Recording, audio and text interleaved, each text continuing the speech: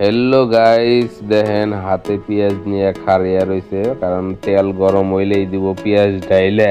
আর দুই সাইডটা দইনা মানে হাতে নিয়ে খাড়িয়া আছে, মানে এই যে এখানে দইনা দেব ডাইলে।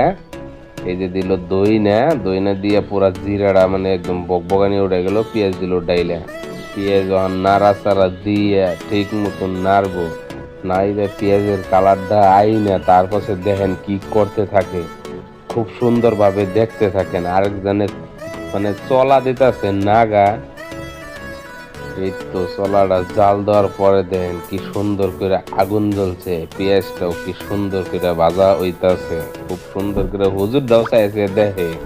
যাই হোক, কিন্তু আমাকে নাড়ুনা মাস্টারটা কিন্তু সেই বড়িয়া নাড়া নাড়তাছে, দেখেন কি সুন্দর করে নাড়তাছে, পেঁয়াজের কালার কিন্তু আইয়ে পড়ছে। যাই হোক, দিল রসুন বাটা, মানে ডাইলে দিল, নাড়াচাড়া দিবার দিল। নাড়াচাড়া দেওয়ার পরে আমাকে মানে উস্তাদ বদলাই গেছে গা, মানে নাড়াচাড়া দেওয়ার। তারপরে আর অল্প আসছিল ওটুকাও দইনা পাতা দিয়া ইনা পরে দিল ডাইলে, কইলো এখন নাড়তে থাকো ঠিক মতন। আমাকে নাড়ার মাস্টারটাও ঠিক আছে, কিন্তু আমাকে যেটা রান্না বাড়ির যে মানে আয়োজন করতেছে সেও ঠিক আছে। মানে লবণ কত ঢোক দেন নাকি, মরিচ কত ঢোক দেন নাকি, কাঁচা মরিচ দিল ডাইলে, মানে কাঁচা মরিচ ফাঁকি করে আনসাল তো গ্রাইন্ডারে, তাই একদম মিহি হয়ে গেছে গা, খুব সুন্দর লাগবো খাইয়া, একদম মানে মুখের থেকে রস বেরেও এত স্বাদের স্বাদ। ওই যে দিল, এটা কি হলদি না, এটা কি মরিচ, এটা দিল হলদি, মানে হলদি একদম পুরা পাউডার বানাই নিয়ে আইছি, যেরকম হলদির ফাঁকি মশলা ফাঁকি সব দিয়ে আমি সে বানাই নিয়ে এলো। খুব সুন্দর করে নাড়াচাড়া দিবার দিল, নাড়াচাড়া দিতেছে। যাই হোক, পাবলিক দেখতে থাকেন, খুব সুন্দর লাগবো।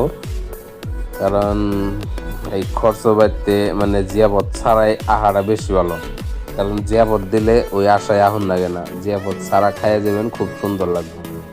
দেখেন কি বকবকানি উড়ে গেছে, মানে মশলার মধ্যে আগুনও কিন্তু একদম সেই জ্বলছে, মানে আগুন জ্বলাতে মানে সবজি কন্যা কেন আরো 10 মিনিট আগে হয়ে যাবো গা। মুন্সির জিয়াপদ দেওয়া হয়েছে 3টা বাজে, মুন্সি আয় পড়ছে 1:30 বাজে।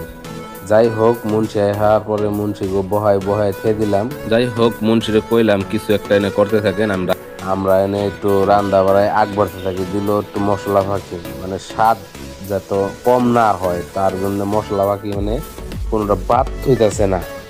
যাই হোক, খুব স্বাদ করে রান্না হইতাছে, আমাকে রান্নার মানুষটাও খুব সুন্দর।